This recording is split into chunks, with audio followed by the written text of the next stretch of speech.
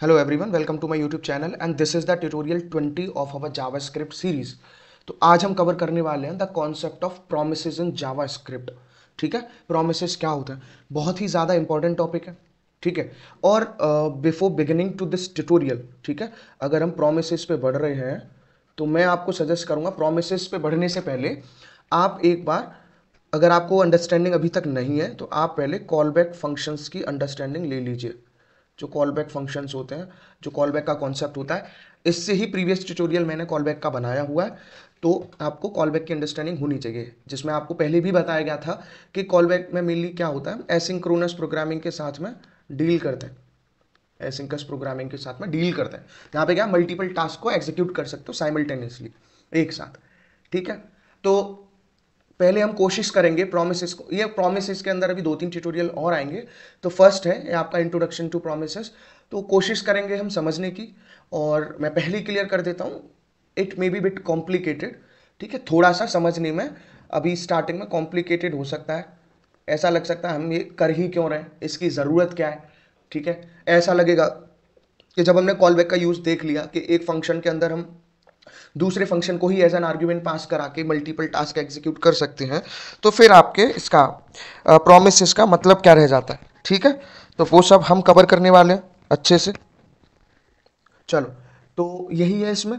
अभी इसमें आगे बहुत सारे कॉन्सेप्ट आएंगे, जैसे एसिंक एबिट का आएगा। ठीक है, एक एसिंक अबिट का कॉन्सेप्ट आएगा। तो जब ये सारे ट्यूटोरियल और जब आपके कवर हो जाएंगे तो आपको ज़्यादा बेहतर अंडरस्टैंडिंग बन पाएगी प्रोमिसेस के बारे में। ठीक है, तो फिलहाल अगर हम प्रोमिसेस को अगर जनरल अभी समझें, ठीक है, ज़्यादा टेंशन लेने की ज़रूरत है नहीं।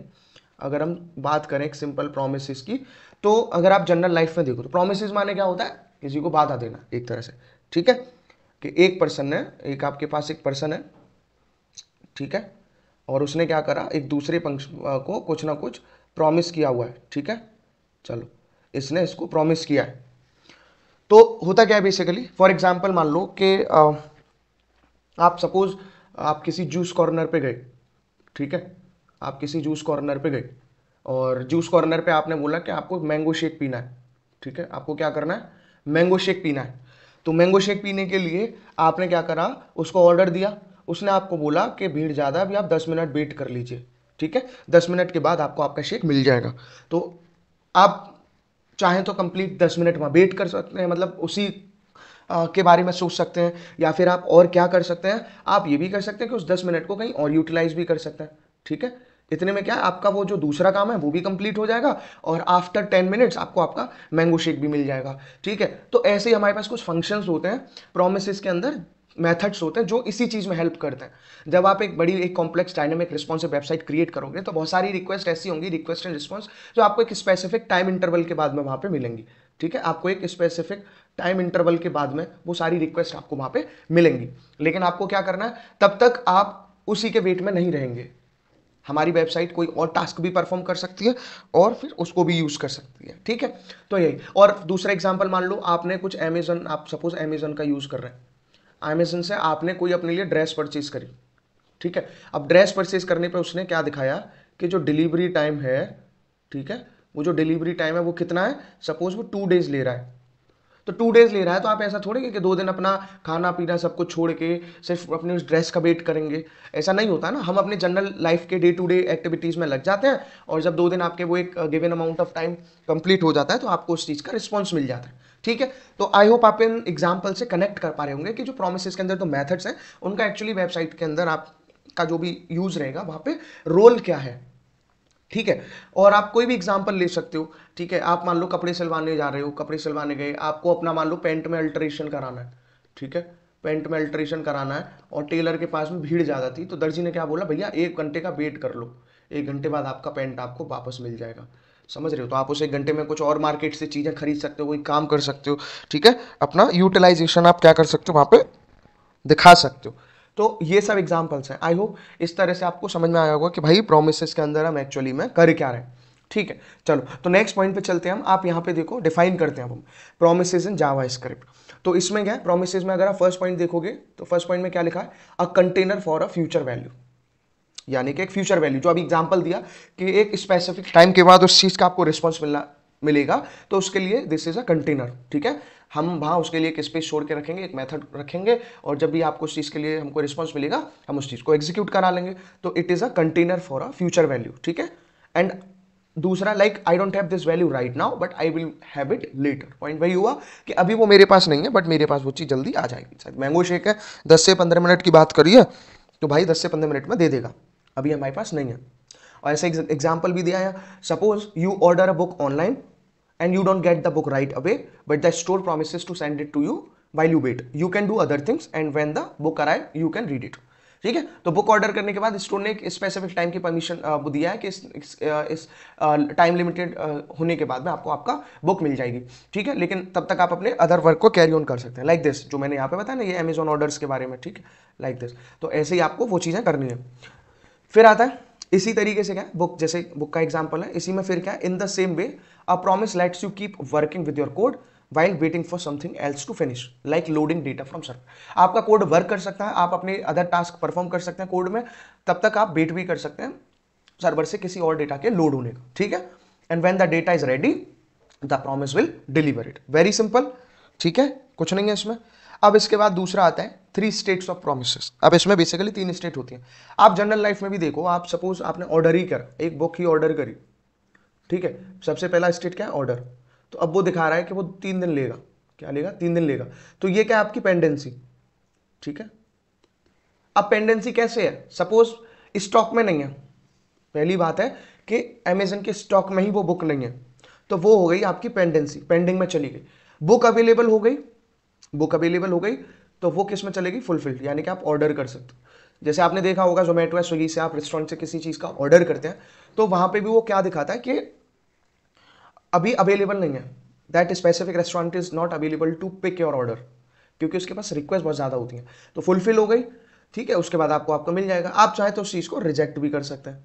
तो यही चीज़ें हमें कोड में देखनी है एक्चुअली, ये अलग से नहीं है, इन्हीं का जो लॉजिक है, इन्हीं का जो कोड है, ठीक है, वही चीज़ हमें करनी है बच्चों यहाँ पे। तो यहाँ पे आप देखो 3 स्टेजेस ऑफ प्रोमिसेस की अगर हम बात करें यहाँ पे कि हमारी 3 स्टेजेस ऑफ प्रोमिसेस क्या है, तो एक है आपका पेंडिंग। पेंडिंग में क्या है, the promise is waiting for something to finish, promise is waiting for something to finish, for example waiting for data to load from website, ठीक है। फिर आता है fulfilled। तो fulfilled में क्या है, the promise has been completed successfully, आपकी promise completed हो गई successfully, ठीक है। rejected में क्या है, promise has failed। तो आप समझ पा रहे होंगे अभी तक एग्जाम्पल के हेल्प से कि promise एक्चुअली क्या है। अब इसको थोड़ा कोड के वे में समझना पड़ेगा। सिंटेक्स हमारी promise की ये होती है, प्री डिफाइंड सिंटेक्स है कि आपको इस तरह डिफाइन करना पड़ेगा, let promise equal to with the help of new keyword, जिसमें आप क्या डिफाइन करते हो, हम डिफाइन करते हैं यहाँ पे न्यू प्रॉमिस, और प्रॉमिस के अंदर function resolve, reject, do something, ठीक है। आपको एक चीज बताता हूं मैं, ये प्री डिफाइंड सिंटेक्स है। अब आप यहाँ देखो एक प्रॉमिस मेथड है, आपका एक प्रॉमिस मेथड है, और इस प्रॉमिस मेथड के अंदर में एक्चुअली में क्या है कि यहाँ पे एक फंक्शन है और उस फंक्शन के 2 आर्ग्यूमेंट है, ठीक है। तो आप इसे कैसे लिख सकते हो, ठीक है, कि यहाँ पे ये प्रॉमिस कंस्ट्रक्टर है, हमने क्या करा हुआ है, एक प्रॉमिस कंस्ट्रक्टर का यूज किया हुआ है, ये आपका प्रॉमिस कंस्ट्रक्टर है। प्रॉमिस कंस्ट्रक्टर क्या कर रहा है, ठीक है, सिर्फ एक 1 आर्ग्यूमेंट ले रहा है, यहाँ पे 1 argument, promise constructor is taking only 1 argument. क्या आर्ग्यूमेंट है, वो फंक्शन, ठीक है। और वो 1 आर्ग्यूमेंट क्या है, कॉल बैक फंक्शन, एक हमने वहां पे जो यूज किया वो कॉल बैक फंक्शन, ठीक है। तो भाई लोग सबसे पहले जरूरी है आपको कॉल बैक फंक्शन की अंडरस्टैंडिंग। तो कॉल बैक फंक्शन ले रहा है। अब जो कॉल बैक फंक्शन है, अब जो हमारा कॉल बैक फंक्शन है यहाँ पे, ठीक है, ये वाला, आप यहां देखो तो ये 2 आर्ग्यूमेंट ले रहा है, ठीक है। ये कितने आर्ग्यूमेंट ले रहा है, 2 आर्ग्यूमेंट्स। वो 2 आर्ग्यूमेंट क्या है, एक आपका रिजॉल्व और दूसरा है आपका रिजेक्ट। तो रिजॉल्व और रिजेक्ट में बेसिकली क्या होगा, ठीक है, आप इनके नाम से ही देख सकते हो, ठीक है। जब सब कुछ अच्छा सा हो जाएगा, एवरीथिंग वेंट वेल, तो वो यहाँ पे रिजॉल्व को कॉल करेगा, और कुछ गड़बड़ हो जाती है तो वो यहाँ पे रिजेक्ट को कॉल कर देगा, ठीक है। चलो अब मैं चलता हूं अपने कोड की तरफ, ठीक है, हम चलते हैं अपने कोड की तरफ। अब कोड पे चल के ना आपको यही चीज समझनी है ध्यान से, कि आप कोशिश करना समझने की, और नहीं आए तो 2-3 बार ये वीडियो देखनी है, और फिर भी प्रॉब्लम लगे तो पहले आप कॉल बैक फंक्शन समझेंगे, और जब कुछ आगे के ट्यूटोरियल्स कवर हो जाएंगे तो आपको ये चीज और अच्छे से समझ में आ जाएगी, ठीक है। चलो तो हम आते हैं अपने VS कोड पे। हम यहाँ देखो, ये हमारा बॉयलर प्लेट कोड हो गया, ठीक है। यहाँ पे हम प्रोमिसेस के बारे में लिखने वाले हैं। चलो तो फटाफट से मैं कोड समझाता हूं आपको। इसमें हमने क्या करा, देखो यहां पे सपोज हमने लिखा लेट, जैसे हम डिफाइन करेंगे, सबसे पहले सिंटेक्स आप डिफाइन करेंगे, तो लेट प्रॉमिस, ठीक है, लेट प्रॉमिस ऐसे, लेट प्रॉमिस इक्वल टू, यहां पे आप क्या लिखोगे, न्यू प्रॉमिस, ठीक है, न्यू प्रॉमिस लिखा, और इसके बाद में एक आर्ग्यूमेंट लेता है वो, दैट इज फंक्शन, और फंक्शन के अंदर आपके और क्या लिखे हमने यहाँ पे, दो जो पैरामीटर है उसका, एक है रिजॉल्व, ठीक है, और दूसरा लिखा हमने रिजेक्ट। क्लियर है, ये आपको समझ में आया होगा। अब देखो इस फंक्शन को भी यहाँ बच्चों डिफाइन करना है, इस फंक्शन को यहाँ पे क्या करना है, डिफाइन करना है। तो ये चीज़ ना बहुत समझने की है। चलो ये चीज़ यहाँ पे क्या है, समझने की है, ये आपको समझ में आया। अब इसके अंदर मैं क्या डिफाइन करने वाला हूँ, मैं डिफाइन करूंगा कोई भी यहाँ पे एक performing an asynchronous function, perform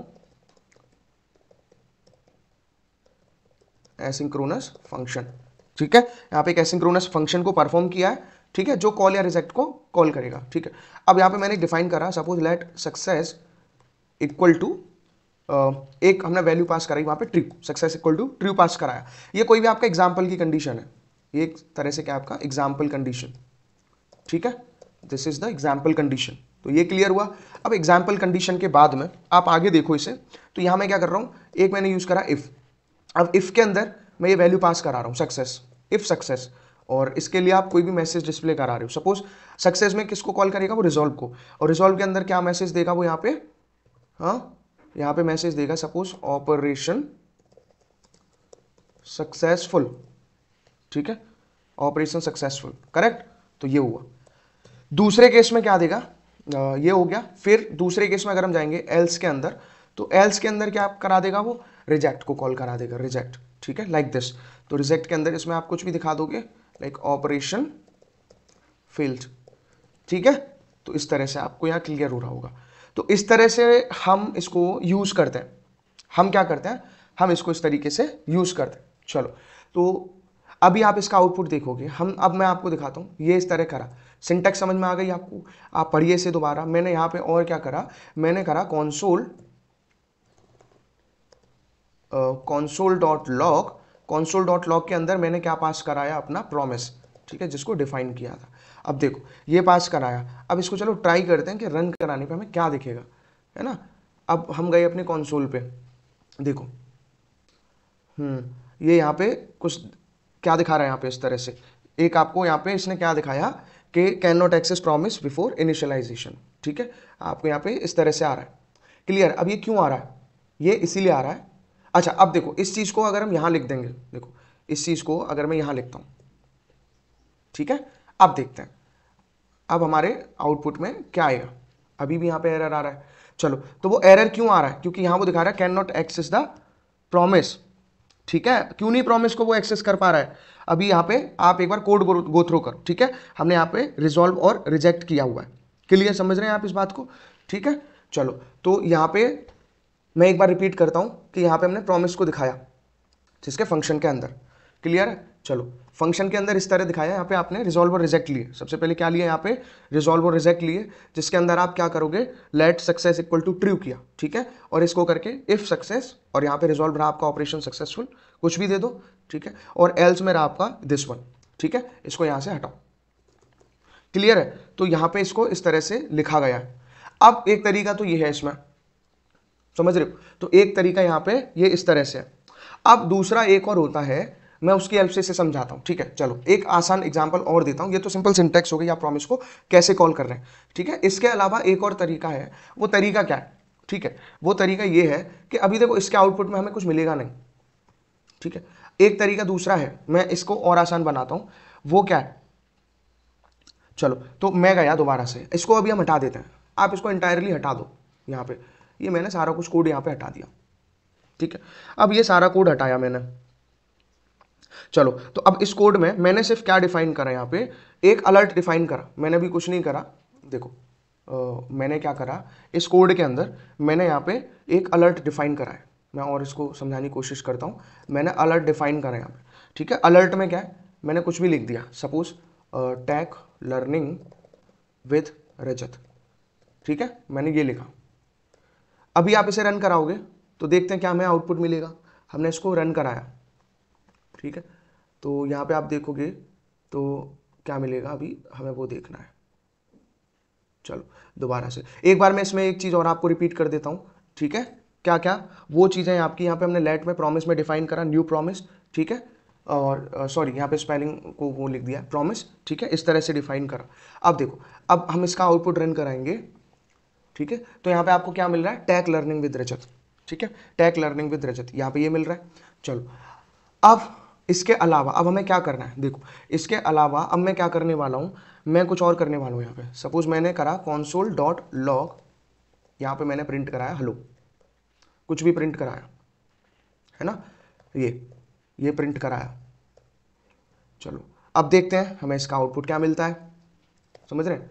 तो यहाँ पे आप इसे दोबारा रन कराओ, तो यहाँ पे आपको ओके करके आप देखोगे, फिर उसके बाद आपको यहाँ पे हेलो मिला, ठीक है। पहले उसने उसको फुलफिल किया है, पहले क्या किया, देखो अगर मैं इसे रिफ्रेश कराता हूँ, ठीक है, मैंने इसको हटाया और अब मैं इसे रिफ्रेश ओके कराऊंगा, तब जाके वो हेलो प्रिंट कर रहा है, समझ रहे हैं। पहले वो चीज़ कंप्लीट हो रही है आपकी। अब इसके बाद मैंने एक सपोज एक मेथड बनाया, सपोज सेट टाइम आउट, एक सेट टाइम आउट का मेथड बनाया।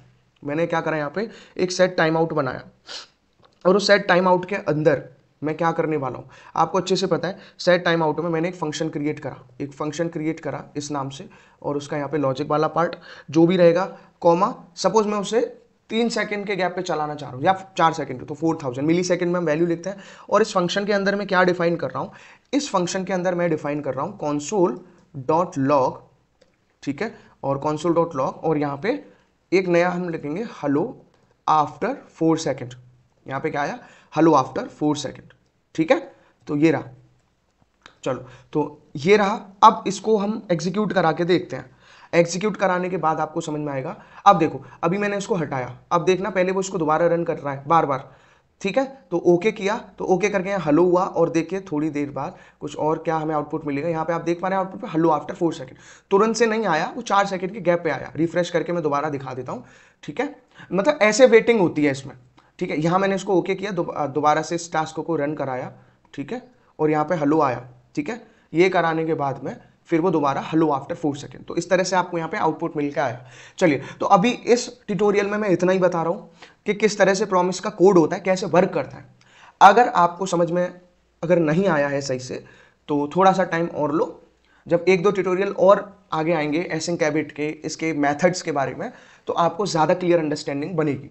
मैं अभी भी सजेस्ट करके यही जा रहा हूँ कि आप एक बार कॉलबैक्स पढ़ के आएँ और अभी देखें कि इस तरह से आपका प्रोमिसेस काम करता है, ठीक है। चलिए, तो तब तक के लिए आपको ये वीडियो अच्छी लगी तो इसे लाइक करिए, ठीक है, और शेयर करिए, और कमिंग ट्यूटोरियल्स को देखने के लिए चैनल को सब्सक्राइब भी करिए। Thank you.